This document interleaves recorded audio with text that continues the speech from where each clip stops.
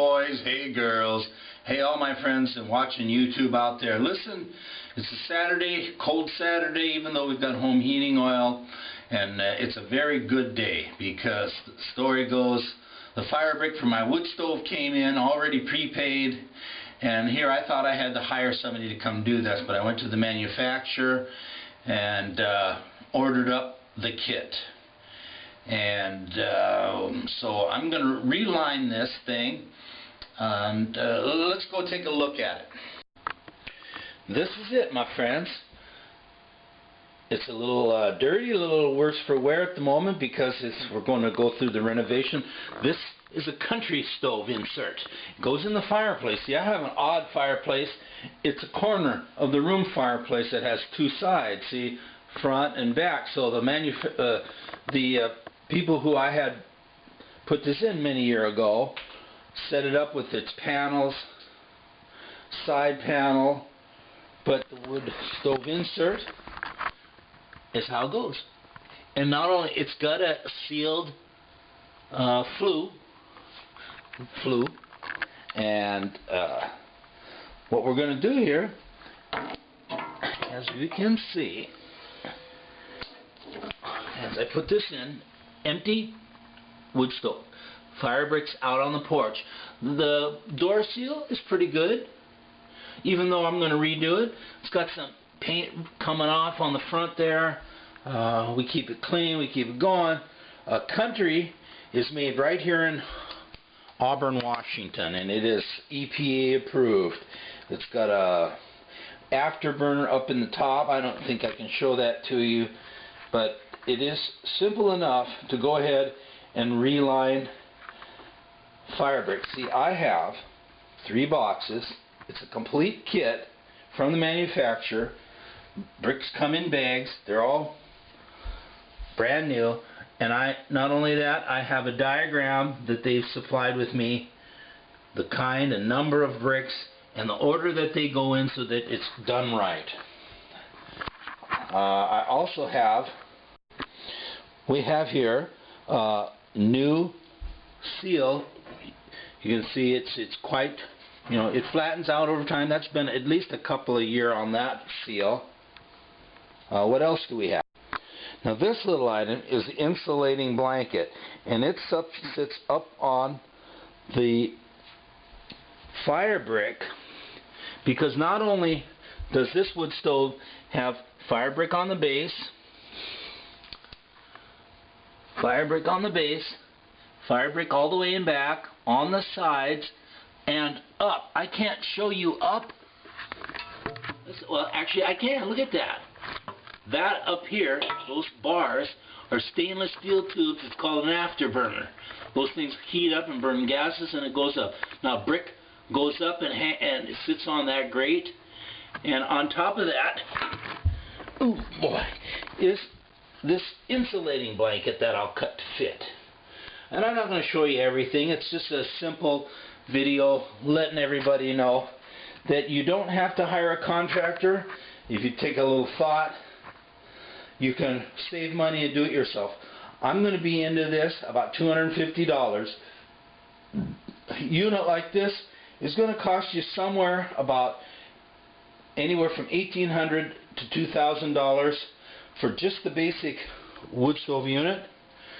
But country is a real nice one, and I've got the size where I can put 18-inch logs. It heats my whole house. And see what I did right here, that transfers into the office room, the kitchen. Kitchen's back there. I opened the wall up, made a couple of nice little gizmos there. Not all finished, but heat just rolls through there. Not only that, I put this up there to let heat roll through, and I opened up this corner of the wall and lets heat, as you've seen in our other videos, here into the family room. Now I spent quite a bit of time getting things cleaned up. There's the old insulating blanket covered in ash and soot, what I scraped out, and this is all the old fire brick. And if you go to I went to a local store because I can't go directly to the manufacturer. The manufacturer allows the company to buy from them. I buy through a retail outlet, but it's a good deal. Not even $200 worth of fire brick. And that fire brick's probably going to last me at least, well, I've been burning that unit for 14 years, if not 15 years. So those next bricks I'm going to put in are going to last us, another 15 years. Now also, I also get up on the roof. I've got me a chimney brush. I go up on the chimney, or I pull the cover off the chimney. I rod down with my brush, and I definitely, a number of years ago, cleaned the whole thing, vacuumed the whole thing out, so as that, you know, there is actually an ash shelf. There's the chimney, and then it drops down at an angle, and there's an ash shelf. Everything falls down, and then to the side of that, you know, over the side of that goes down into the flue here. That's where this pipe goes up into the flue.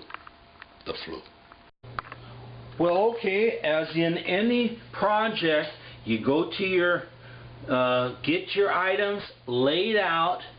A lot of these are already numbered in their size, packaged individually, multis of some with the different sizes. Lay out your parts, go to your directions, and verify everything that you have.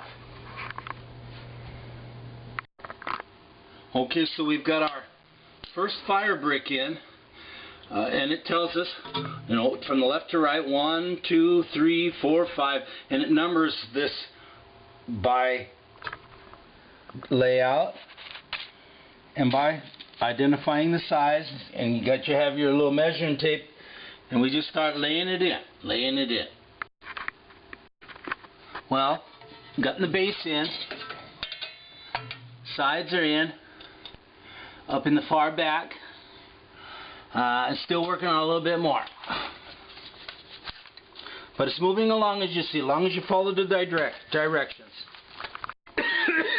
Well, now that I've got the bricks in and half of the top that sits on top of the afterburner, I have 2 insulating blankets that I've cut that go in here. You can see I'm starting to get it put up to the top area. It's a little hard to see, so what I got to do to get it in correctly, I have to remove my pipe, slide that flue up, and then reach in and pull the blanket in. Well, now, there's been a lot of success over the last few hours. I'll turn this around. In general, got all the brick in, got the brick in up on top, the afterburner, and this insulating blanket. Might be able to see it way the heck up there. Well, whatever. You know what? Got it back together. Time to wipe things down. So I got a insulating blanket around the short flue, steel wire, lock wire, vacuum in the back. I have significantly poisoned myself. I'll tell you this. Take the junk outside, clean up the hell of a mess, wipe things down, and let's get a fire going. I'm not going to install the side plate yet. That'll probably be another day. Wipe it all down, make it nice and clean. Let's see what we got. Well, we're starting to get things cleaned up, picked up. Now look at, this is what I bought. We got the Swifter sweeper, you know what I'm saying, on the long stick. Now last year I pulled carpet. This house we had, you can still see I cut this carpet out because it was poisoned from, you know, years of using this and trying to keep clean. I ain't moved the entertainment center down there. There's old carpet. But I pulled this up and found, you know, since early 60s is when this house was built. Beautiful hardwood floors. Never been used like that. And I scored on some granite squares and put a nice hearth around this. So we're going to clean up here with the Swifter and get a bunch of dust up and try fire here now. Okay, man, I'm excited. Now you can see, you can get this Swifter, you can get it anywhere. I've got mine over at our local Target store. Now I just did it once around the brick, around my hardwoods. That's nasty, dude. Terrible. But that's what happens. Well, the thing about this cleaning here, since Mom had brain surgery a year ago, April, you know, it's pretty hard keeping up things. I tried to do my very best. We didn't do a whole lot last year, but I'll tell you, with this poison carpet out of here, it's a whole lot easier to keep the place clean. Use my Swifter duster here and there. We have to go pick up a few more throw carpets for these areas down here. I got to get one for this area, for this area. We brought some back from Romania, 100% wool, but you don't put those out in the when you're burning a fire. We get some cotton ones that can be easily cleaned or just thrown away after a couple of years. I'm going to go outside and chop a little alderwood. We're going to get an alderwood fire going and stoke it up. It's going to smell kind of odd. It hasn't been run since, oh gosh, since the end of spring when it got before we left for our trip. Let's go out here and get some alderwood. All right, okay. Well, here we go. Wiped down, wiped clean, cleaned up the floor, wiped, used some Windex on the inside of it. Pretty nice little operating device.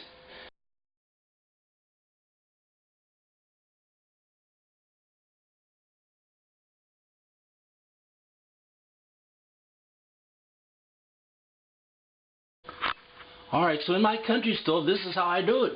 Bubba, that looks so good. Forget about it. I put two on the bottom. I slice shaved newspaper, and a couple, and then three on the top. Crank it up. There you go, brother. Got the door, could leave it cracked open there. Got the window cracked open. Gonna have to put the sheet over the flat screen. That's what we do here in the living room. Keep that bad boy. Oh man, that's a long time coming. A long time coming. Starts lighting up, burning up that newspaper. Boy, I'm worn out. Guy my age should be letting them. Now, I'm going to comment on this. I had some guy talk to him on the phone. He was into brick fireplaces, fixing all that stuff. He says you could repair these stoves. He said for $200 he'd come over. And I said, well, what about the brick? He says, well, we always carry brick. Most wood stoves take half-inch fire brick.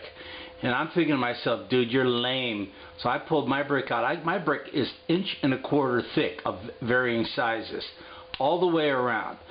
So not only did I save money in general, I got this thing renovated right back to factory specs.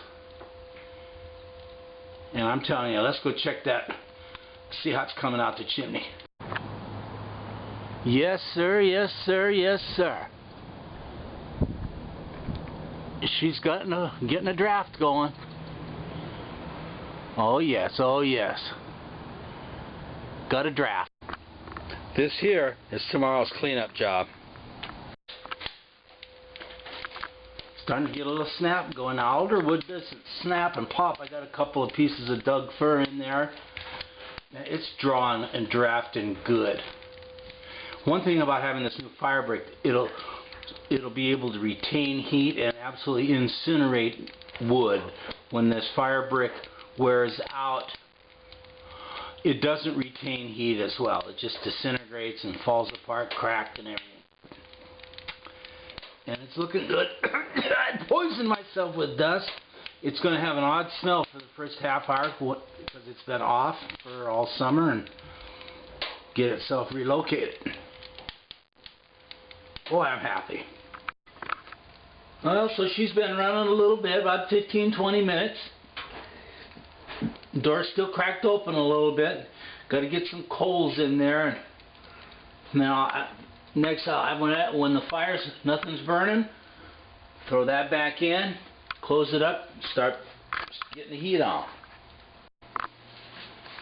Alright, alright. So I put the side panel back, and it's already starting to get a little warm, but you know, it's not yet even ready for pumping out heat. Now I have my air adjustment. Right now it's at max air going in. Right down here is a fan. That's where I'm going to get all my heat. It blows hot air, and I'm going to burn my hand right from back over the top of that grate. Once that top of that stove gets ultra heated, kick that fan on. We got heat blowing absolutely everywhere. Well, that was a real fun, hard day's job. What time is it? It's probably been a 3-hour job getting that put back together.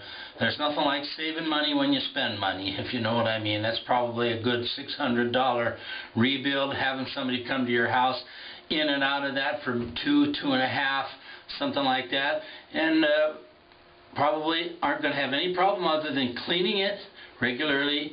In a couple of years we'll put another insulating blanket in, another seal on the door every couple of years. Appreciate you being out there watching me rebuild my wood stove, and make sure not to hire some idiot. Do a lot of homework before, and make sure that you get your right parts, and then if you don't want to hands on it, get somebody to come and do it. But otherwise, you can find anything out there on YouTube to tell you how to do stuff. Thanks again for watching.